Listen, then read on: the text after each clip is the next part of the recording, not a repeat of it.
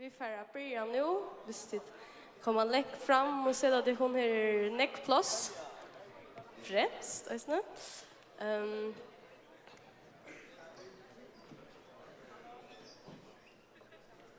det? Ja, vi får börja att synka en sång samman och där vill leva och lampa.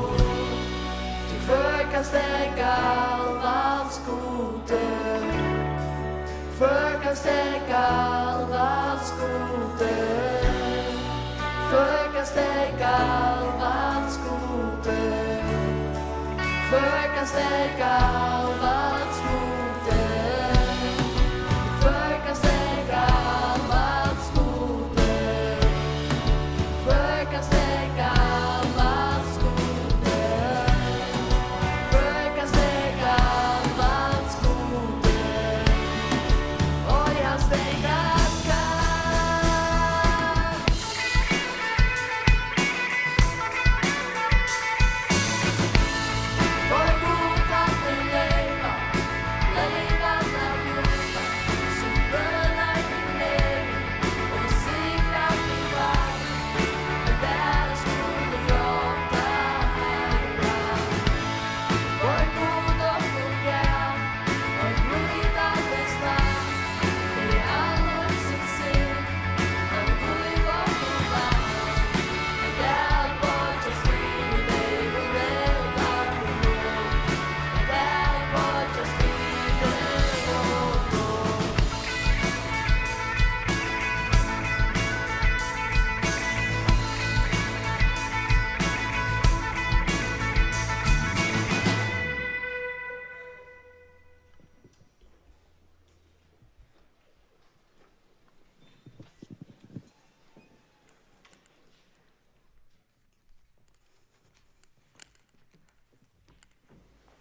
Hej tid och välkommen.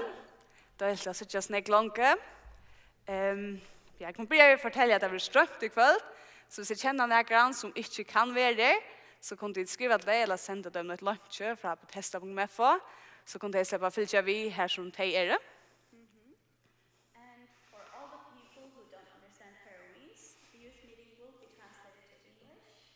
And in order to hear that, you need to get a headpiece, and it's by the technician area, by one computer. Ja, lukka först efter. Väsene, hvis de vil, ja. Tar man skal så skal man.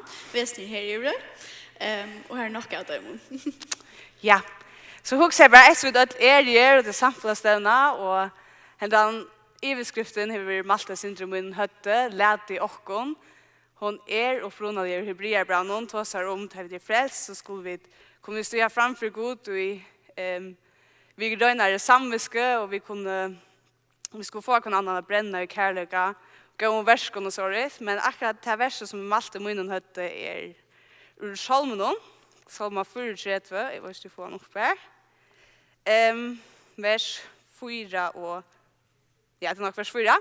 Her stender, Jerry Herran, støren seg vimmer, lät i okkon saman, sedan navn hans høgt.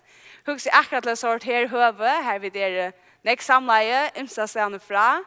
Akkurat heter, lät i okkon saman, sedan navn herrans høgt. Vi får synja saman, vi får høyrena gå og tale saman, vi får samvere, vi drekker moniosorit. Alt det som vi gjør i år og verste er å sette herren høgt, og jeg vil også minnes til det i kjøkkenen kveld i kveld. Amen. Annars? Vad är det inte smärt inte god där? Jeg vil brei brødning morgen. Vin og brei. Bønner. Apropos bønner. Johannes får nu börja med bön. Och så får det synja efter. Och så kommer Jan.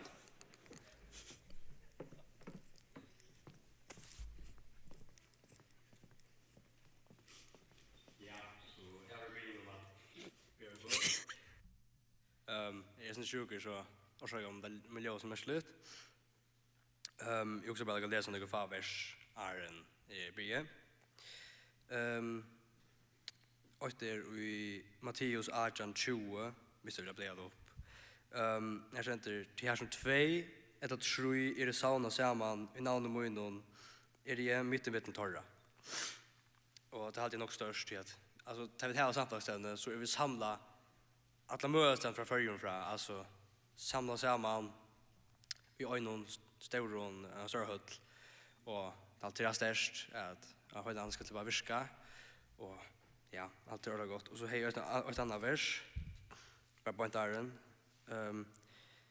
Liva vits ja jag kan man säga Rombrau 14:8 visst det blir Liva vid så liva vid Herranen och dodja vid så dodja vid Herranen Anna först vi tog liva ett dodja höra vid Herranen till och ja det här han är amator han kan allt och jag bara vill mela om onkel inte frälster här ikväll tack stående han älskar det och han vill gärna ha ett samfälla samvitt här och frälsa det så du kan vara som i honom i alla över. Ja, så ska vi göra bön.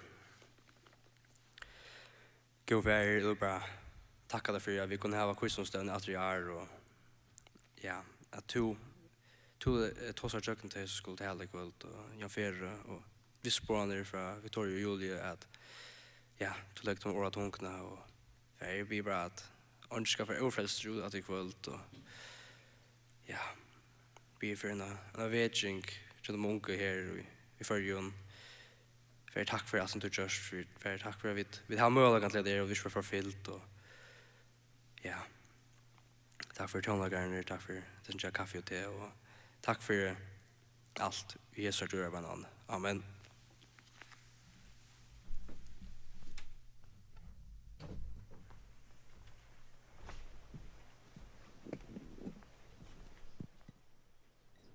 Ja.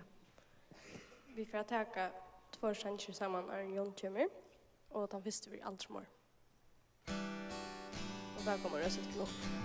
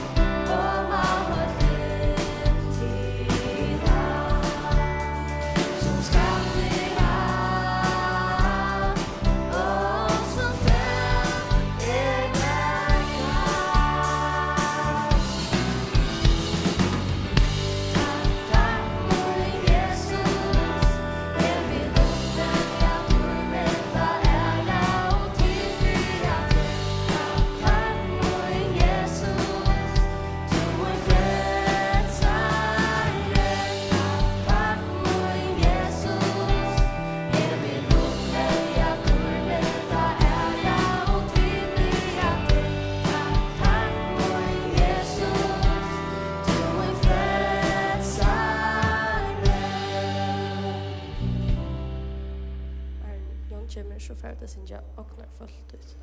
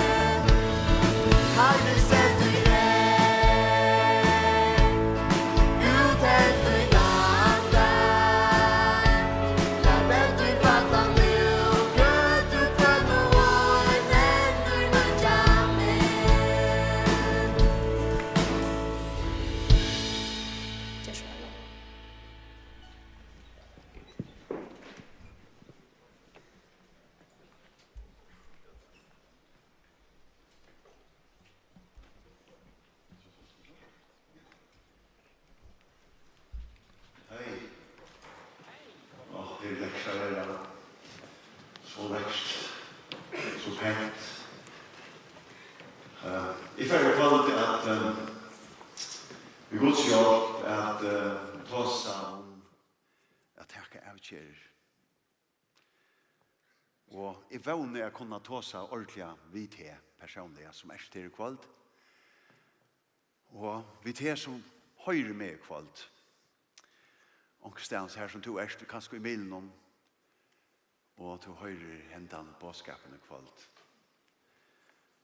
Men Arne byrje, så får jeg at nevne at i morgen Arne klokkan 11. Jeg var jo godt at tid ung og tid sagt oppe. Men i morgen er klokkan 11. Jeg vil ordentlig glede å se flere av tikkene. Du tar for at du hører om en mann som at tikkere aldri tog en større avkjær. Man fyller ikke herren. Det er Victor Danielsen, Abbasson og Jonen, som øyne i det er en nok så gammel maver. Han får fortelle i morgen om hvordan det er de Abbe hans har valgt å fylle Jesus. Han fylte herren og fullt ut, han omsetter bøyblene. Og han omsetter 800, cirka 800 sanger, hvis jeg minnes rett. Skriver i 60 bøker, eller hva det, og her er flere ting som vi får vite i morgen. Så hvis det er skåplan 11, sett vekkeren. Det er vel veldig. Takk for at de kom her i kveld. Herren siktet dere. Takk for at de søker Guds folk, og at de genga til løys som hans folk gonger. Men Herren løya til vågjere, og i tøyne løyf. Jeg have Jesu, se valgt at fylja. Jeg have Jesu, se valgt at fylja. Jeg have Jesu, se valgt at fylja. Oi vendest vi, oi vendest vi. Løyen åndslig, tau framme halter. Løyen åndslig, tau framme halter. Løyen åndslig, tau framme halter. Oi vendest vi, oi vendest vi. Ein krossur åttan, ein krona framman. Ein krossur åttan, ein krona framman. Ein krossur åttan, ein krona framman. Oi vendest vi, oi vendest vi. Vi stekker her. Ta i suttjetekken her i kveld, så kan det ikke annet enn røre med. Tøy, tjatt her, som unger her i kveld, tjatt her ligger livet frammanfyr. For morgen 30 arrangerende, ta sang jeg med til andre handansangen, som tid øyne kjenner. Det har jo alltid sunget vi. Sammen vi møyen og javnaldr. Ta vær i ung.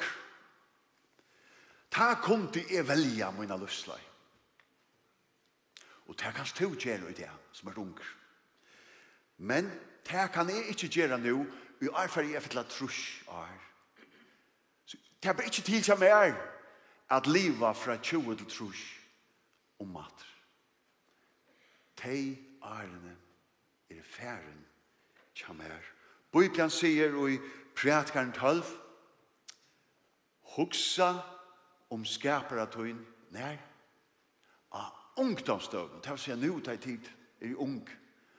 Aren hinner ønto der koma, som du først sier om, ta lyka mer ikke. Hvor man Bibelen sier til? Hun sier vi er i år 2023, så sier hun vi til at det personlige Bibelen brev Guds til tøyn og til møyn. Det stender i årtøkenen 23-26. Soner møyn, det du som dronker her. Døtter møyn, det du som jenta her i kvöld. Gjev mer hjärsta tutt og lat eiutøyne heva ho til løyer møynar. Så stendet det i åretøknen 3-9 Herran vi tøy fyrsta av atlare grøyetøyne. Tar vi hitja i jøknen bøypla, så gong det i jøknen atla veien at Herre vil heva det fyrsta fra det her. Det er sett inn nu medan du er ung jenta. Medan du er unge dronker, at kall Herrans sterskast. Og hjertet til her bleidast. Jeg leser en for en kanning, om en kanning.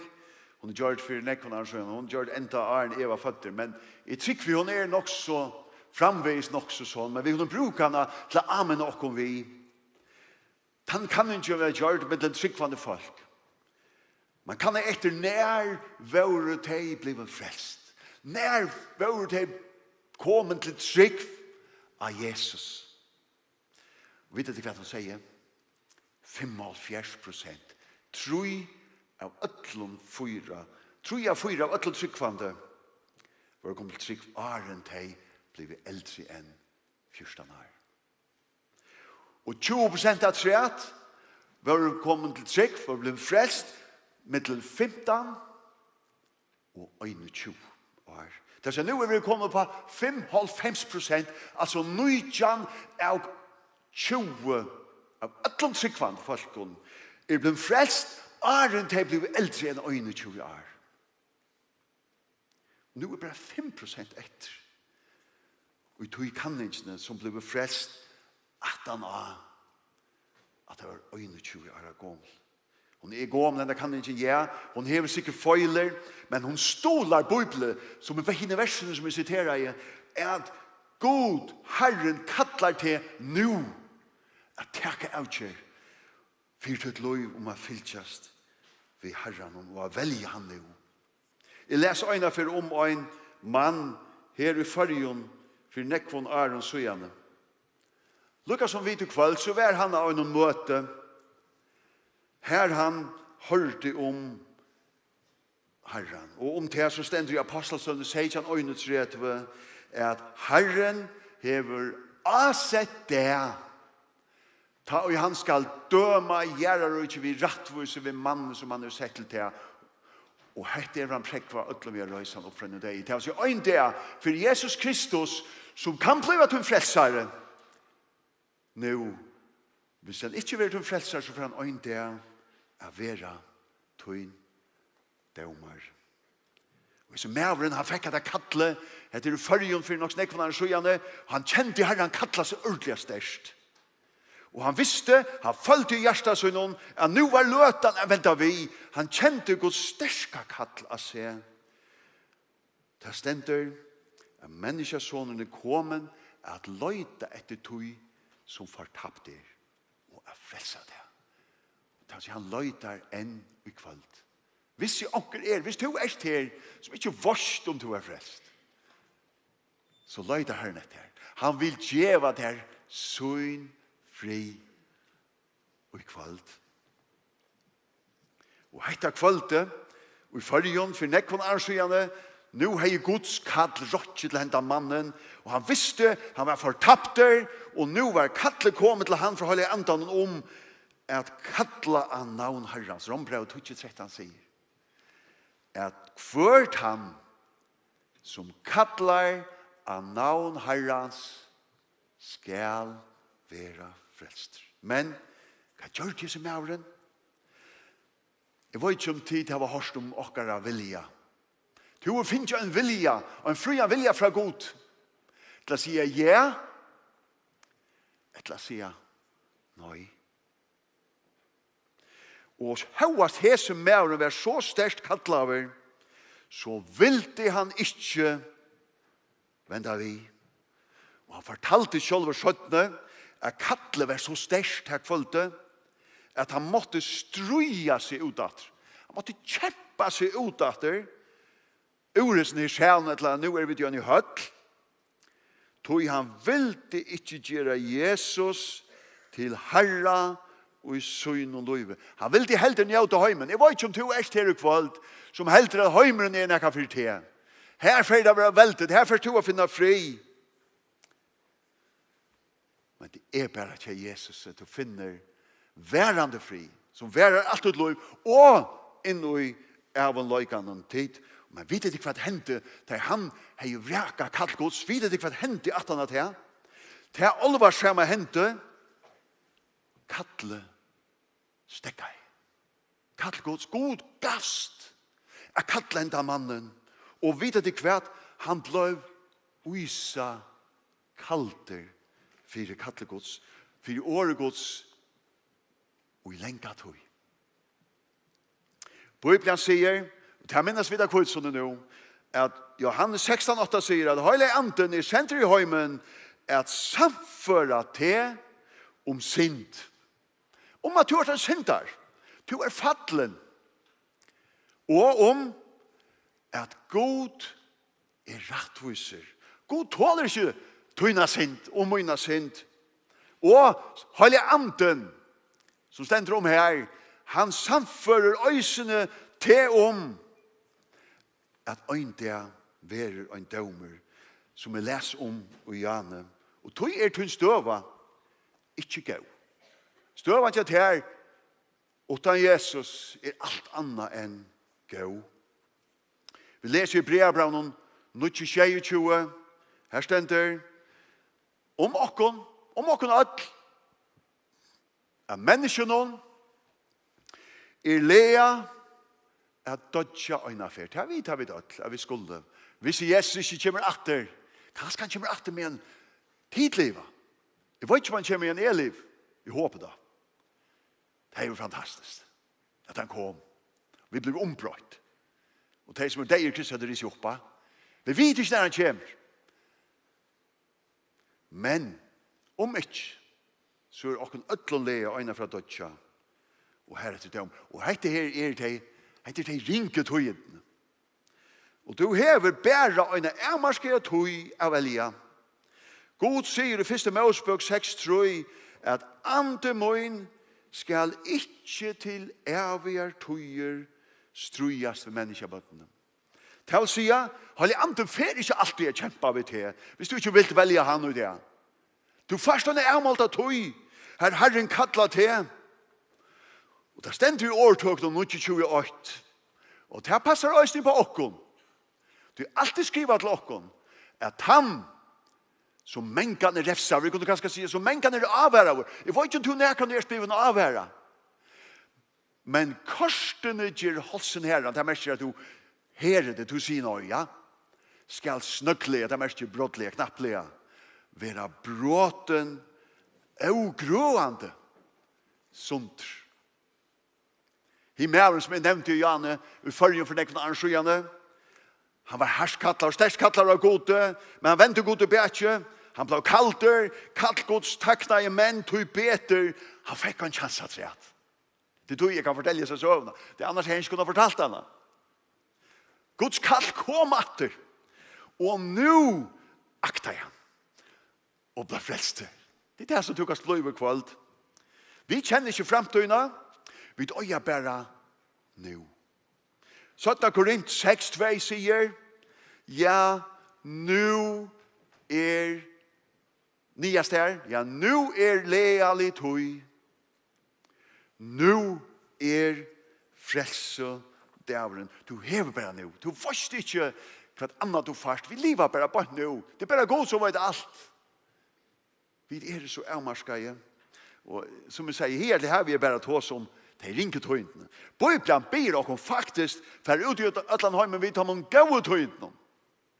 Og de er med til Anna, øyelig vel som er oppe på Johannes 3:16, at tøy så elsker i god heimen, at han gav sånn hin øynbarna, fyrir at hvert han som tror han skal ikke fortapast, men heva av et liv. Ja, du en syndar. Og du under dømen. Men det et menneske. Det var god sjálfur som ble menneske som omgående syndar. Og han tog handan dømen som tog øya. 4-3.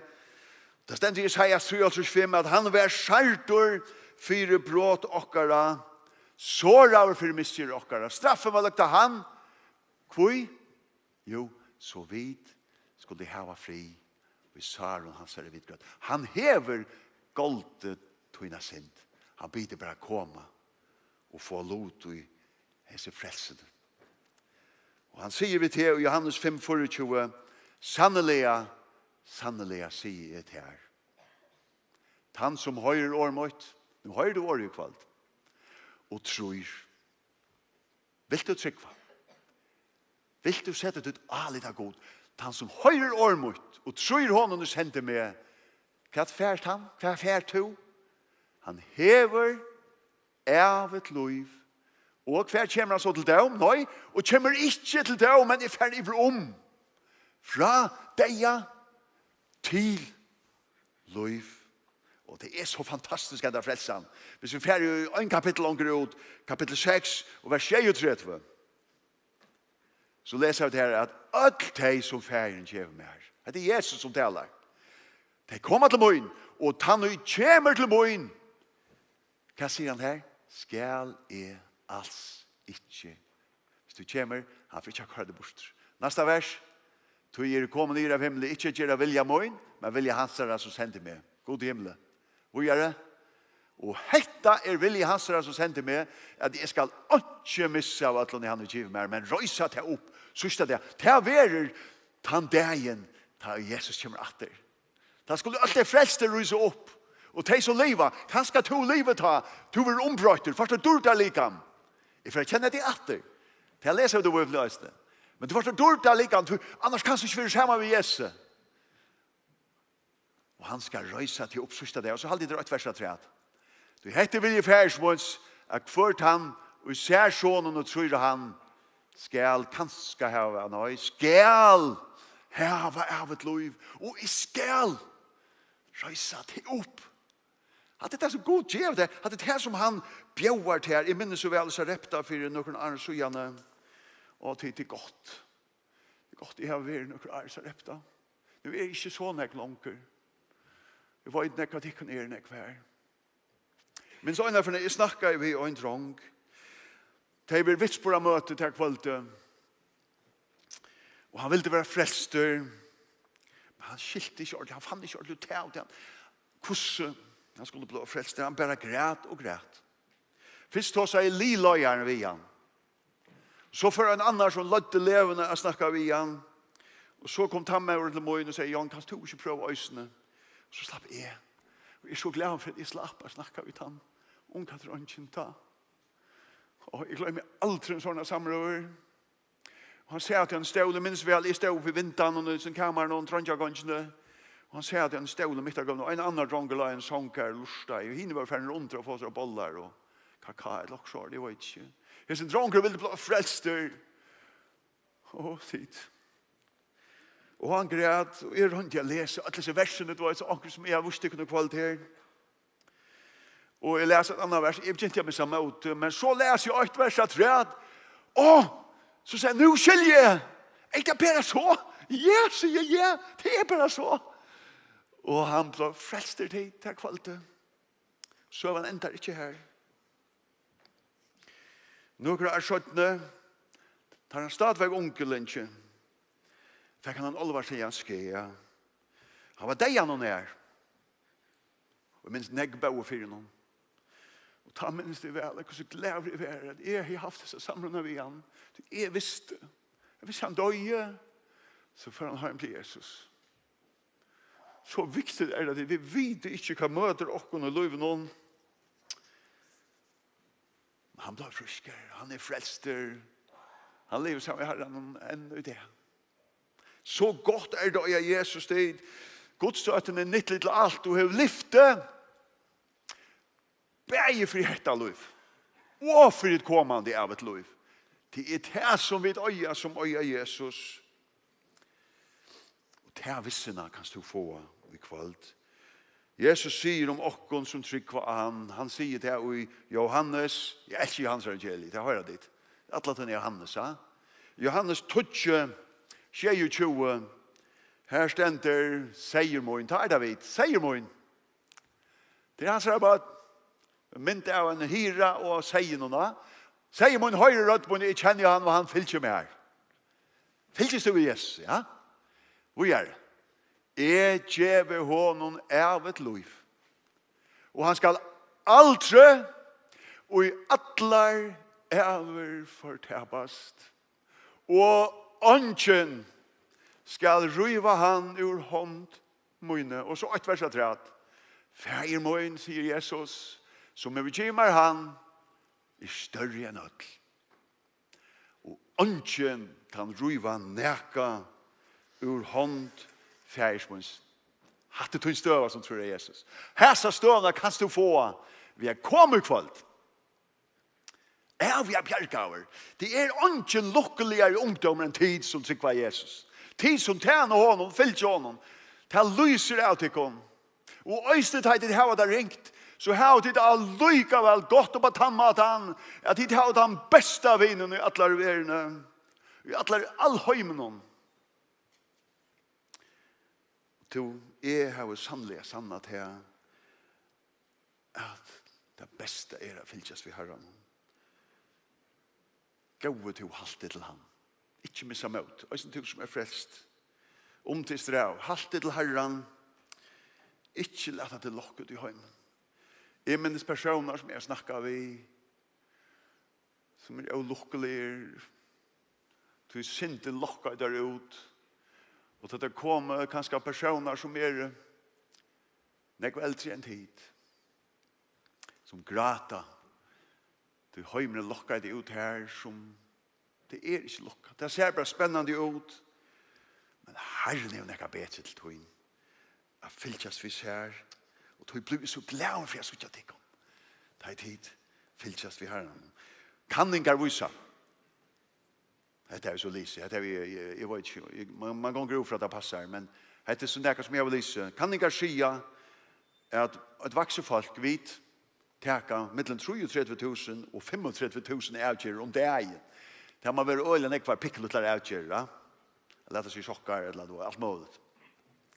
Nekvar små avgjører, men det er nekra staurar avgjører som vi teker løft. Og ter avgjørende er så spennende at ta som vi ungfolk, du ikke tikker om herlige løyve fremmefyr. For i oppbygging skal jeg teke meg. For et arbeid skal jeg få meg. For merker man Herren her til morgen. Bibelen sier at merken er en gave fra Herren. For hun vil jeg tjene. Det som vi tar ta som er kvalt. Hvert vil jeg liva fyr.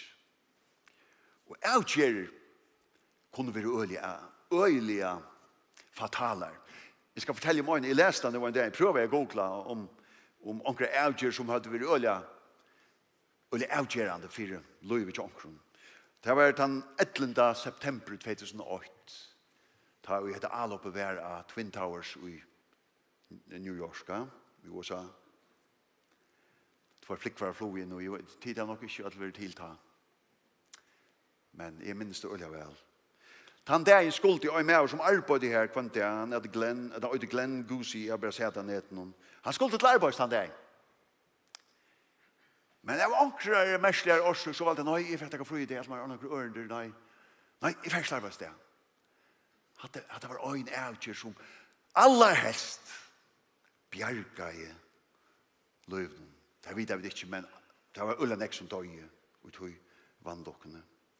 Og i kvalt, er du kommet inn her. Etla, du høyrer meg av neten her som du erst. Du høyler anden. Hever lagt det her, og nu ljøver kattlet til tøyen. Soner møyen, døtter møyen, gjev mer hjärsta tøyt. Vil tu oi velja at fylgja honum? Vil tu oi velja at fylgja honum? Vil tu oi velja at fylgja honum? Oi vendist vi, oi vendist vi. Jo vil velja at fylgja honum. Jo vil velja at fylgja honum. Jo vil velja at fylgja honum. Oi vendist vi, oi vendist vi. Gå fær i himmelen, vi kom alt inn. Og takka der fyrir at vi kunne kunngjera årtukt som sannløyke. Og takka der fyrir at evangeliet, gledjebøyene, kraft, tøyn til frelse. Ikke for de som gau, nei, for kvant han som tror. Og tøy det så einfalt, og allikevel så tar først jeg nekvann Herre. Jeg suttja borste fra åkken sjølven og bare hitja til. Og Herre, kanskje onker her i kveld, onker unglintje, ung jenta eller unge dronker som enn ikke har finnet fri vidt her. Og Herre, vi ber deg, Herre, om at du vil kattla av henne, kattla av han, og leta deg ikke færre utdatt, men kom til tog nu i kveld. Bliva frelst, bliva nødgjeskapninga, bliva født av nødgjum, bliva bødgjat her. Å Herre, det ber vi deg om. Vi prysar deg her, Herre, og takka deg for Golgata. Takka deg for som en minnaste av Hvítusunnu at du sendte Hellige Andan som pojkar av Jesus. Som øynast av navn under himmelig givet som vi kunne være frelst vid. Og Herre, sikna til unge som her. Sikna til han unge dronjen og til unge jentene og til alt som høyre, Herre. Kom hver en øynstekene her til å be vid i Jesu navn. Amen. Takk for at du lurt av. Herre, sikne til.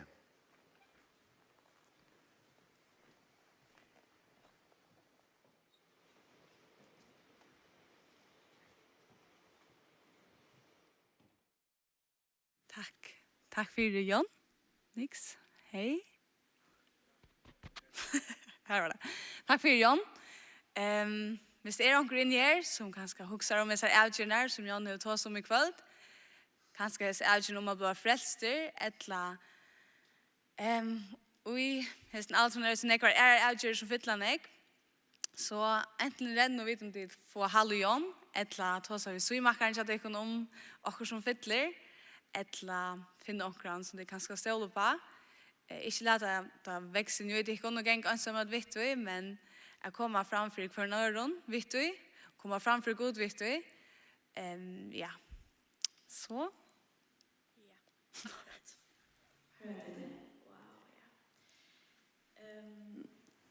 Hentan lødan Leo, men vi kommer til en lød om å løde. At skrånne her vil at for vittnesbordar, og så vil det låsensløta. Så det er ikke glede seg til. Og vi får ha pause nå i 30 minutter. Og til å få en avværing 5 minutter æren, tar 30 minutter ferdig, så de kunne finne det en plass og si bare vi til som de tar seg av i. Ja. Så for Jon Johansen, da blir jeg sagt.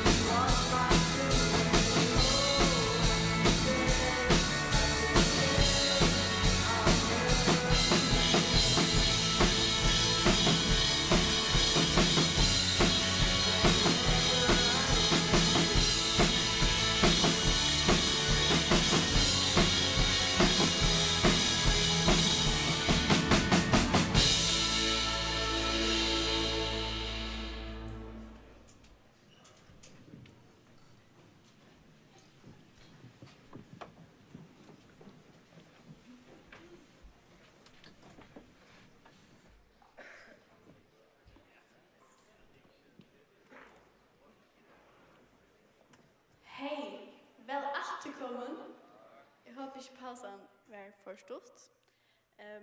Godt. Yeah.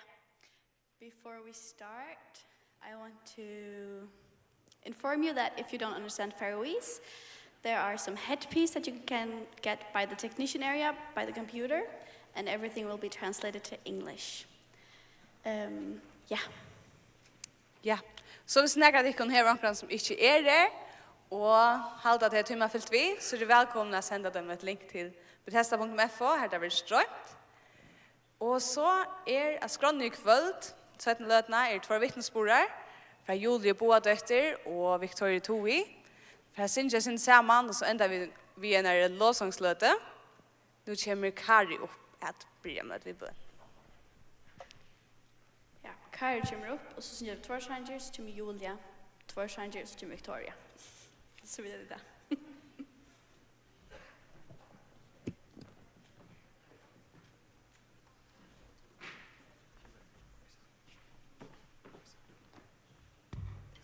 Hej, god kväll.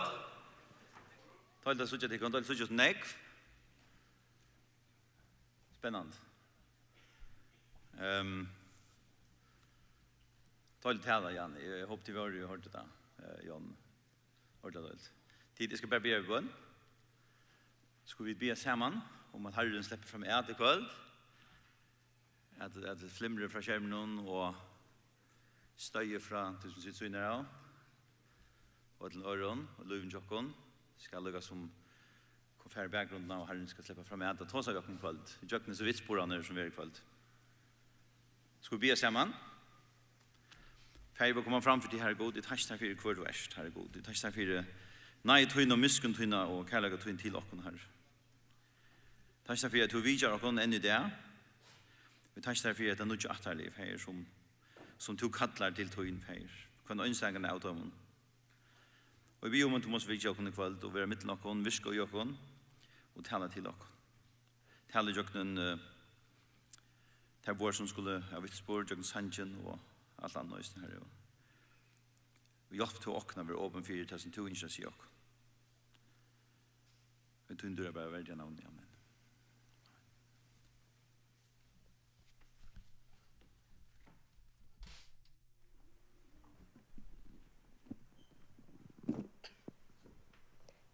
Ja.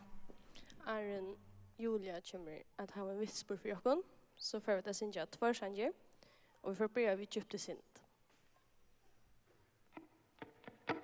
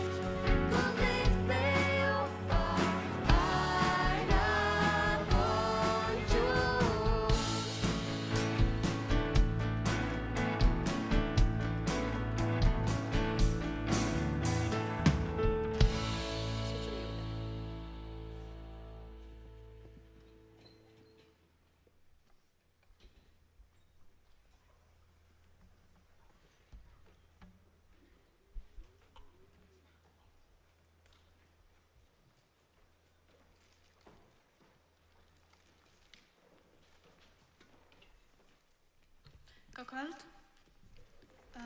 Ja, allt helt så inte sån en fastlägga stämna. Så vet man när man är som att liksom skikmande. Så ja. Jag bara vittna att är frälst och drar en chammer shavon till personer i Gods. Och ja. Jag är Julia, är 13 år. Jag är upprunnad från Klaksvík och sölta för Glivron. Och ja, jag är så särskilt spännande liv. Jag har omgång så jag ordentligt av vården vid spåret och något så det. På vanligt så ja. Jag växte upp i en skikvand i hemma och jag blev kort i söndagsskola och omkring när jag spelade tidsen via möte själv mig körde tömt det. Men ja, jag har varit på vanligt liv. Jag är ofta i Bethesda och mest av tiden så är jag hemma och det är ute vid vinnen och så dyster allt det. Och ja, jag kan vittna till att det är frälst, men jag vet inte när jag blev frälst alltid att jag spurt så ofta. Men jag minns det var fiskfinn när jag spurte. Jag var tuttigt ett år och vet att det akkurat var söndagsskola ta. Och så var vi i mammas sång och vi skulle lusta ett söve till att ha blivit vid att göra. Och ja, och hon fortalte hur så sagt, ja, så och hjärta var akkurat som en hor och Jesus stod utanför och bojade till att vi kunde öppna horna och ta ständer om Bernsnö kapitel 3 vers 20. Ja, här ständer higg är stand för dörren och bänke. Har anker rött mina och leder upp dit när skall vi få in till hans herra och halda kvällmåltid vid honom och han vid mig. Så det är så fiskspurten. Och ja. Annata såg sig själv långar om det. Hvis jag körde att det är just. Jag var inte så sälja. Ja, jag var inte så sälja störst för Jesus kan man kalla det. Men ja. Så tar vi för jag så repta när corona. Det har varit att tutcharlevarna. Jag har ännu svårt att leva i nutcharlevarna men jag vill löja. Och ja. Det var ordentligt stort liv, fällt mig att brännande för god. Så jag var kvar för när vi började så efter så var det så god. Men så när vi kom hem att det så var det allt nytt. Nu på så glömde jag god och behöjt så ja, vanligt liv kan man kalla det.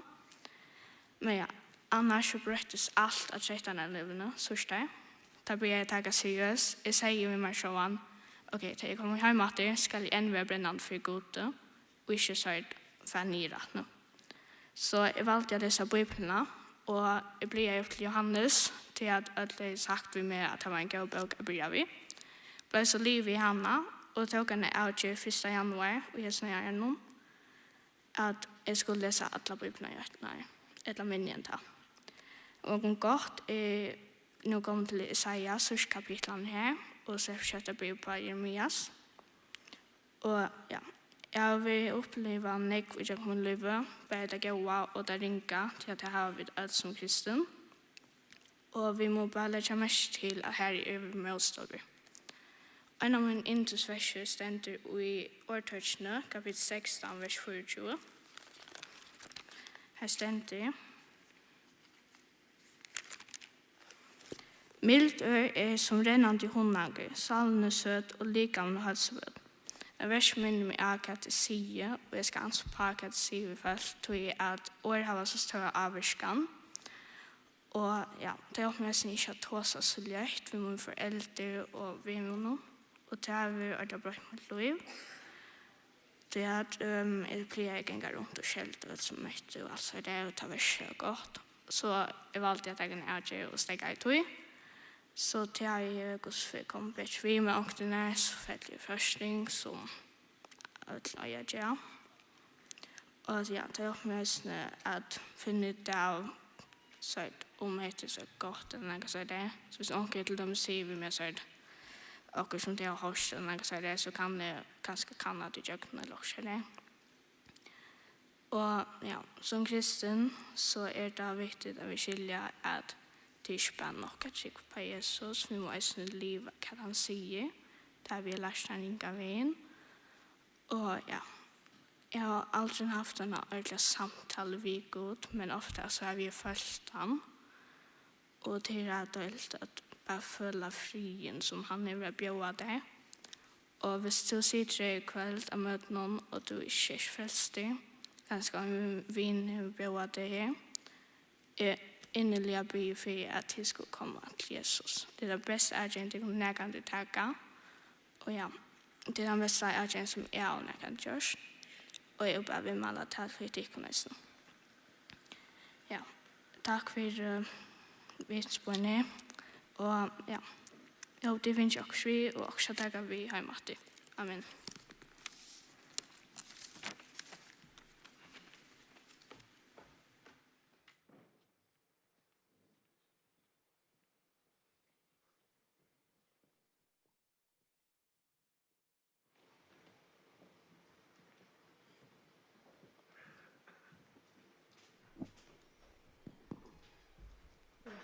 Tack för Julia. Vi får att tacka två sanger samman. Aaron Victoria kommer av vitsporatarna. Och vi får börja vid Naje i Kiljetaui.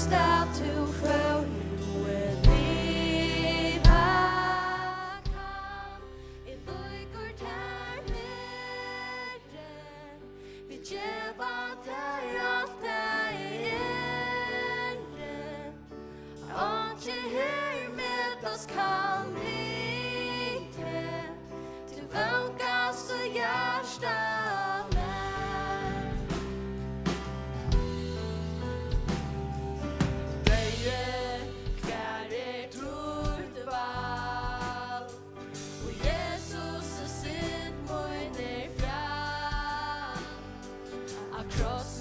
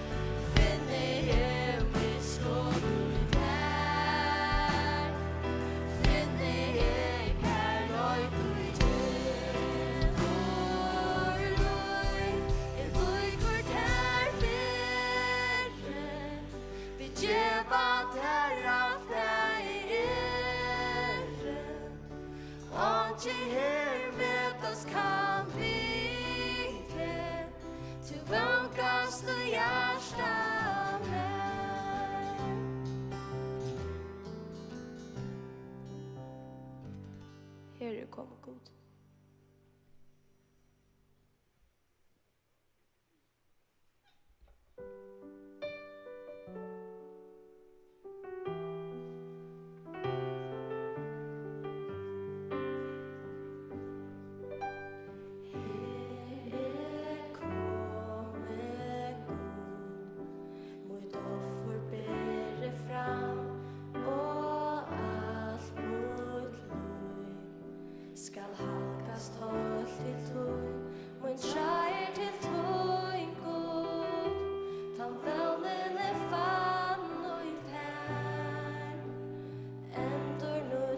med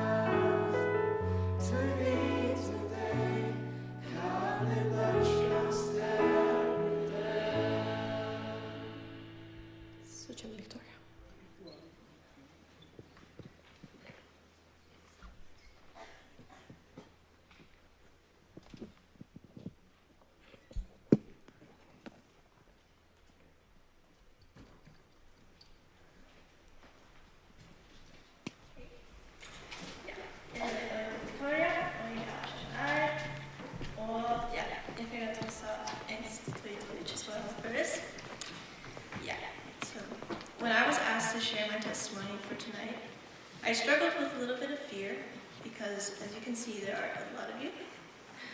But I also hesitated because I've often thought that my testimony is boring compared to some other testimonies I've heard where people's lives have been completely transformed by Christ. But I've been reminded that simply being saved from an eternal separation from God in hell is not boring. I'm ashamed to admit that I often forget how merciful the Lord was with me and the greatness of his sacrifice on the cross. Repenting from my sins and deciding to give my life to Jesus is the greatest decision I've ever made and ever will make. Yeah, I grew up in a Christian household and have heard about God and the Bible even before I was born. My parents have been and still are very diligent in guiding my siblings and I in the Word of God and raising us with the hope that we want to honor and serve the Lord with our lives. When I was 6 years old, we moved from Denmark to Mexico to serve as missionaries in a small town called Buruandiro, which is where we are still living to this day. And of course, when you're part of a missionary family, you hear the gospel countless times. Yet I don't think it clicked or I didn't fully understand till I was about 9 or 10 years old. I always thought that I was a good girl when I compared myself to others.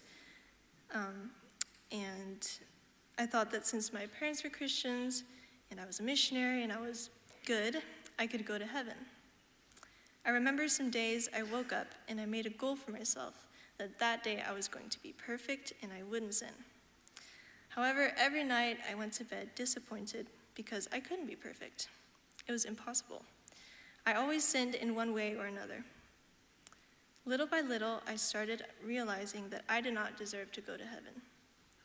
Nobody does. I couldn't ever be good enough. Like James 2 verse 10 says, "For whoever keeps the whole law but fails in one point has become guilty of all of it." No matter how good I was compared to others, or how often I read my Bible or went to church, I was still a sinner who would be left behind if Jesus came back. And that really scared me.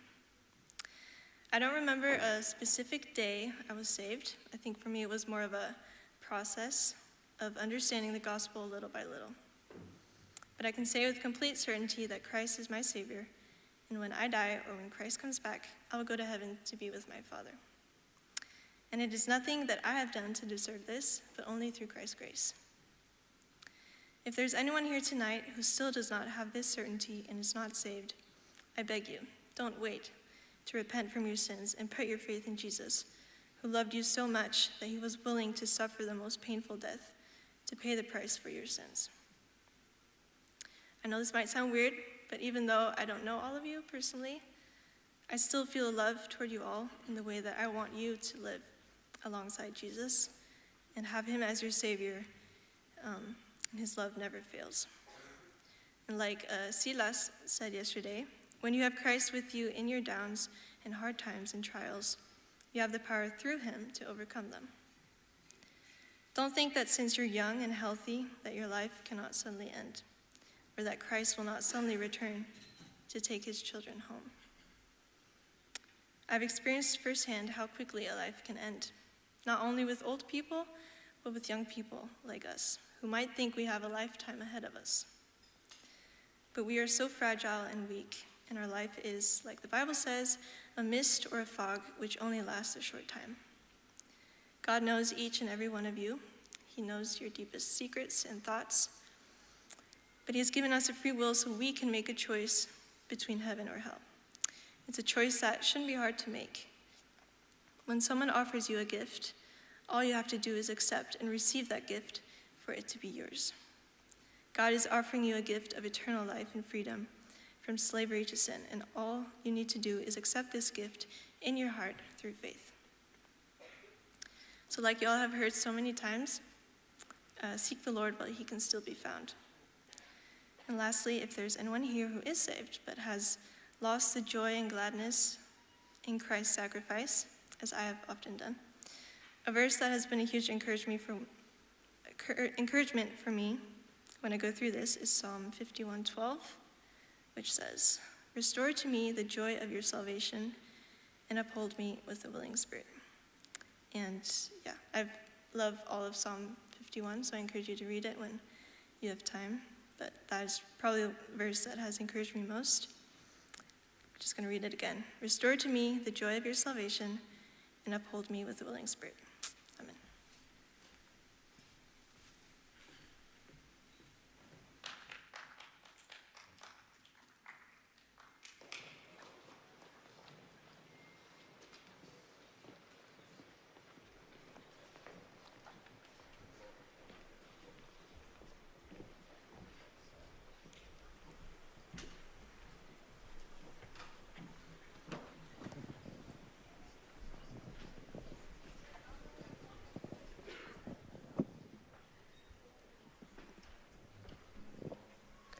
Ja, takk for Victoria. Nu får vi at ha en låsangslede. Og jeg vet at det kan være ordentlig strav å skulle stande oppe til sånne sanger og til så lunge, men jeg vil ordentlig gjerne bare slippe ikke alt som sitter inn her, at selv om det får til bøyene og trøster halsen, så hvis det ikke orsker, så setter jeg bare ned her som det sitter og lurer bare etter hva vi synes og hva vi synes om. Jeg synes bare også som så man ikke forstår for meg at selv om det kan føles til lunge, så bare også om hva vi gjør etter vi gjør det, for jeg lovpriser herren og tjokken. Og bare kanskje også mer om hvordan heppen vi ja, vi kunne synes så hardt om han, og vi ikke får forfylt for det. Ja, vi får börja låtsangsledene via synge en sang som heter Himmels låtsang.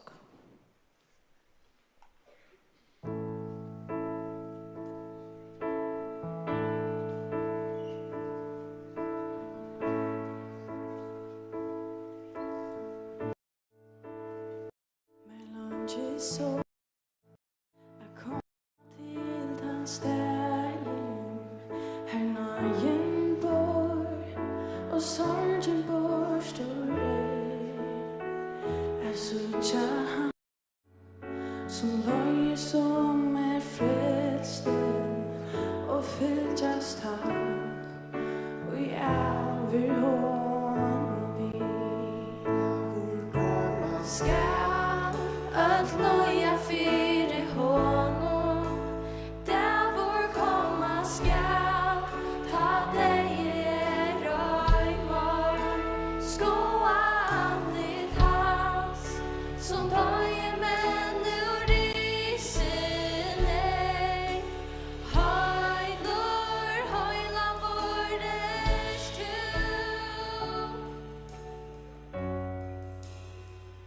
för en bön och i vänlöse verkligen vi som går sam och i trygt har vi been var fast trojera och Jesus kämmor aftur haft det gott först har han buska skall där vår komma skall att nöja fyra honom där vår komma skall ta dig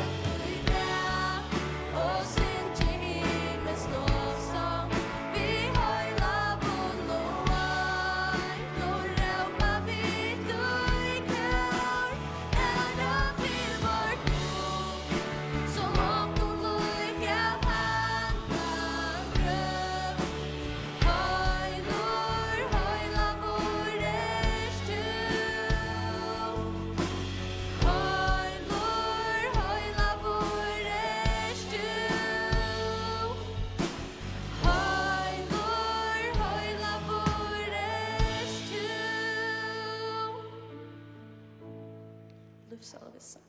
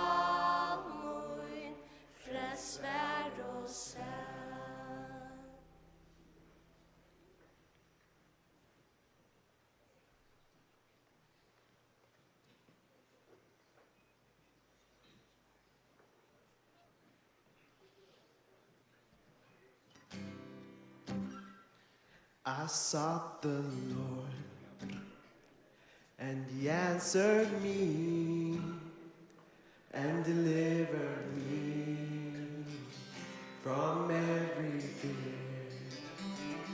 Those who look on him are radiant, they'll never be ashamed, they'll never be ashamed. This poor man cried, and the Lord heard me.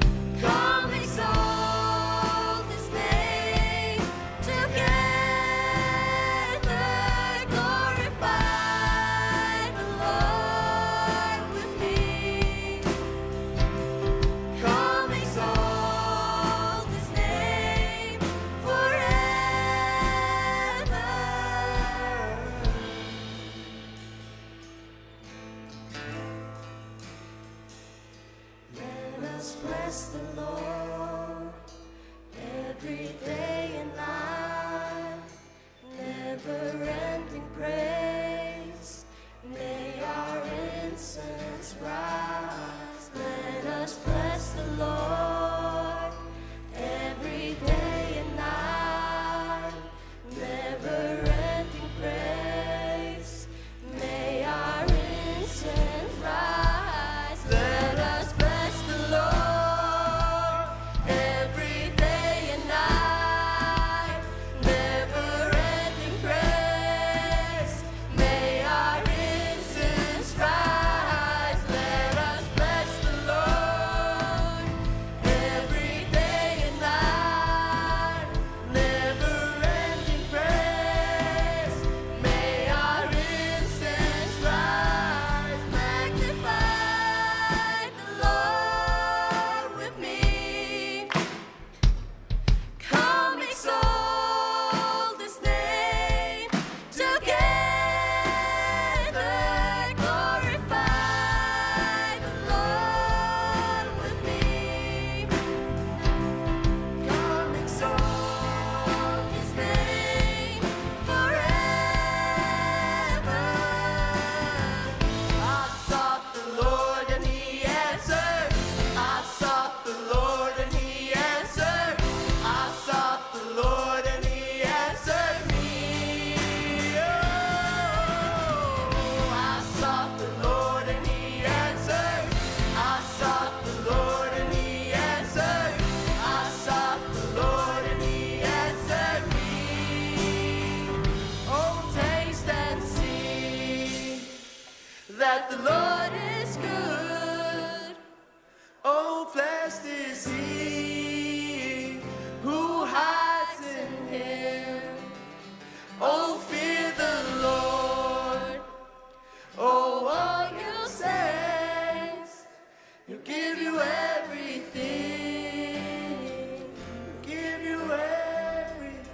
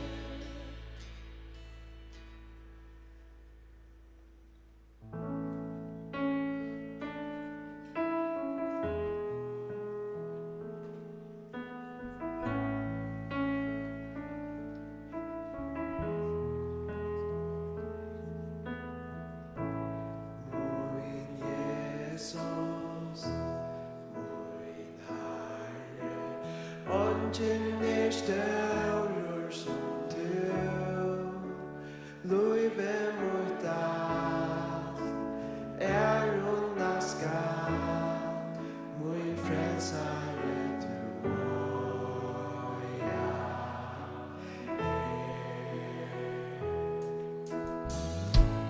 Min styrke, min skole, borg min og klættur du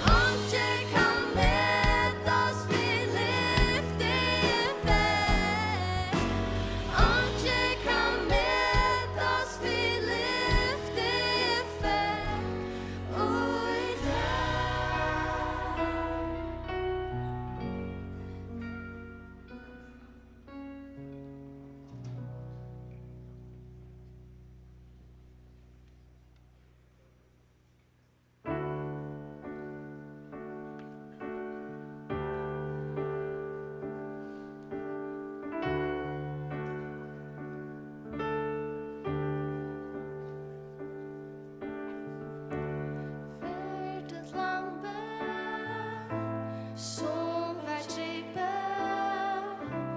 heila vår han. Sinje låsang til han som sitter, ha säten någon Värt ut lampen som var tripe, heila vår han. Sinje låsang till han som sitter, ha säten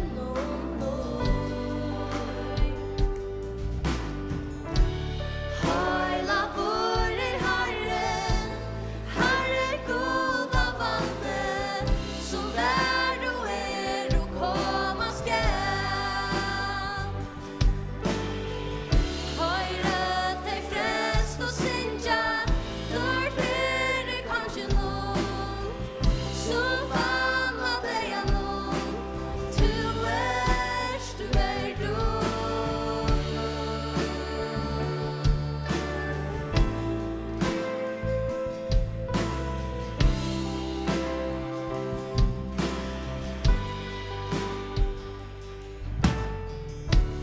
Alla boje, tåra och snarljus, dursas rundan te.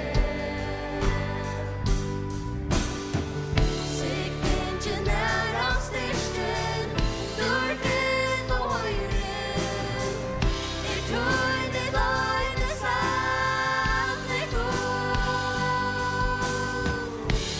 Heila vår Herren, Herre god av vannet, som värd och komma skall.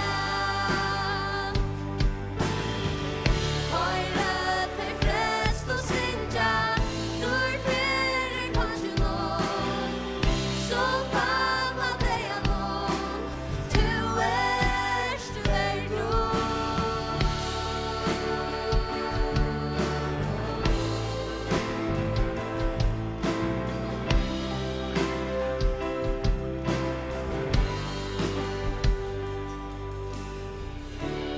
Fyllt av vondra,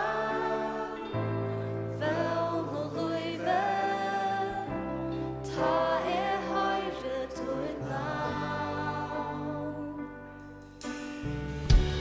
Fyllt av vondra,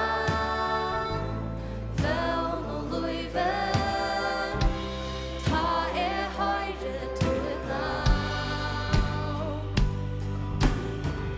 Jesus, ditt navn styrke, levande vatten og ande, og størst fantastisk lov der var. Heila vår Herren, Herre god av vannet, som värd och komma skall. Høyre deg frelst og synja, dør flere kanskje noen, så vanna deg av noen, du meg god.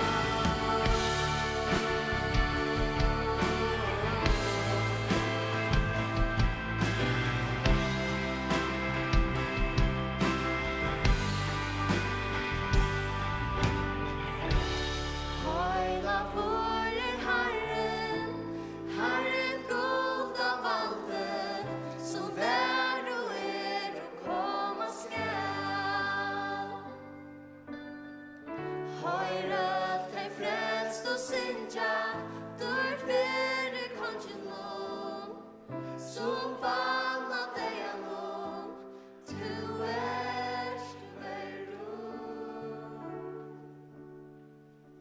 Ja, så er vi kommet til den største sangen av Hvítusunnudag, eller Ungdómsmøti. Og nå vil jeg gjerne bli ødeløs oss opp, og så får jeg synge «Åknar folk om at».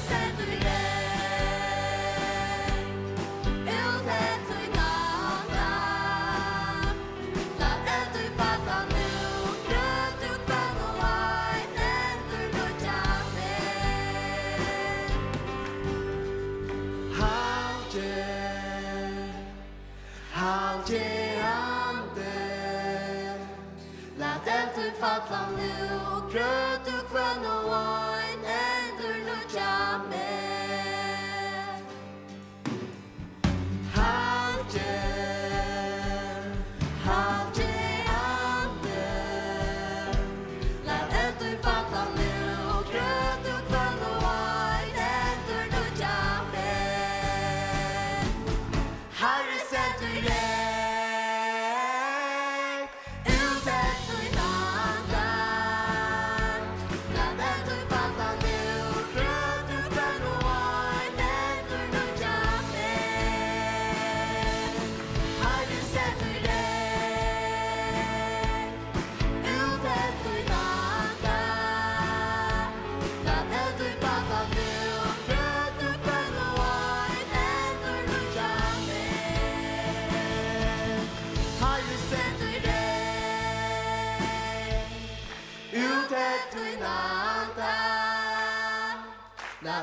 Falla nu, gröt och kvön och wine endur nu jamme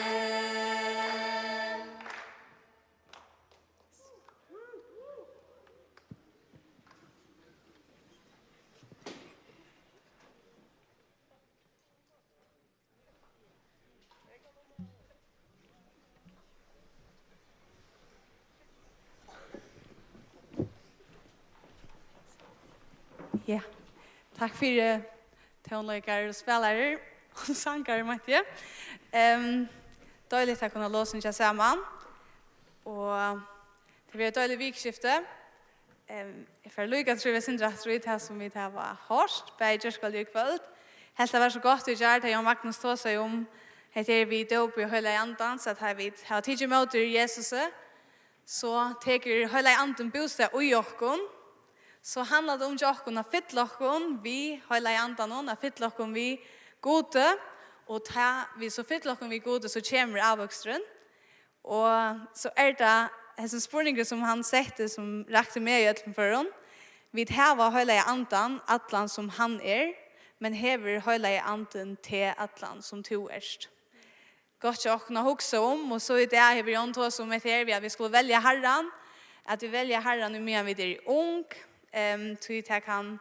det handlar om dig och liv och han som tror att Jesus han skall ha evigt liv till ett lyfte som god till givet och så är jag någon och liv tar vi för jag någon goda tojer och jag ringa tojer så har vi en bästa vin att fyllas vi som vi då har hört i vittnesbörd någon tja Silas, Jakob Paul, Victoria och Julia och jag hoppas att det ett ösne öja en personlig vittnesbörd om att tid har tid med Jesus och om tid inte öja det så hoppas jag att tid i kväll kunna ta hese avgörna att låta Jesus komma in i ditt liv och låta höra i andan ta bostad i tikkon och att tid kunna växa samman vid honom och att vi samman kunna växa och i gode. Ska jag inte så lötna vid bön.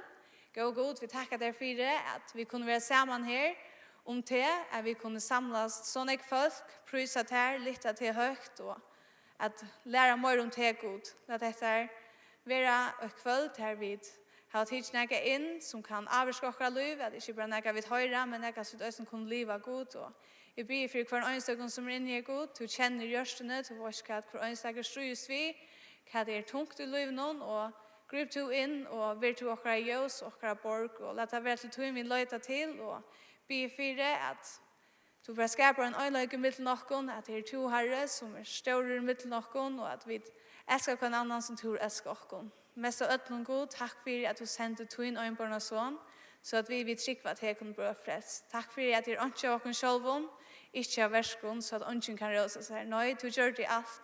Jag krossar någon och jag kan bara efter att trycka och be för det att är den här inne i kväll som inte tror att det är det som ivast att du ger dirvi och frimöt till att sprida omkran och att du löjer okkon innan löjna tja kvar nöron att pojka kvar nöron att det är god. I till namnet. Amen. Amen. Ja. Ungdómsmøti. Ungdómsmøti är leot. Men stevnan är absolut inte leo. Här nekva skrån faktiskt. Ja, Jan Lust och Janne, klockan 11 i morgon så var det om Victor Danielsen, Liv och Tanaste. Så klockan 4 och klockan 6 så där och han vet någon alla mötes. Så är möter och tar vi natt i mitten och på testa kurvor vi så det är väl att säga det är morgon och man måste ju möta tulliga till det är rättliga fullt i det. Fick de veta var natt i mitten? Ja? Tack. Det blir väl mega hyggligt och gott. Ja. Kvällt i enda är det sker. Det behövs inte. Kanske omkring med år så kunde det gå för med sånt. Men hvis inte så bjöd Ester och Märta Isaksen in i kvällt. Woohoo! Jag har hört att vi är god soppa, goda kakor och smakkakor. Så, och här är nog till öll. Så. Här är en lysning. Det byggvar inte längt väck. Kan ta 25 minuter att gänga allt det. Men bara 4 minuter i bil, så hvis du känner någon som har bil så hoppa på eller bli det kvar till kon. Husen så jag så läs ut. Till tar hem. Ester och Märta så jag så läs ut. Till kunna spela här om vad det kostar visst det är. Och hade vi även igen. Vad som det så jag ljósare en runding. Det här som husen är det och en blå runding är under. Det här parkeringsplats är det. Parkeringsvirskiften är inte så god här uppe. Men av vägen under runt där byggva är störst öde som är tömt. Här som du kan sätta bilarna. Ja. Hvis det är så spelar det bara ett lakör dit under gräskätta 2 är Google Maps. Så finner det fram. Det var det här. Yes. Tack för kvällt och vi ses i morgon. Klockan 11. Var det här? Ja. Klockan 11. Så kunde du börja ta sig av kvällen.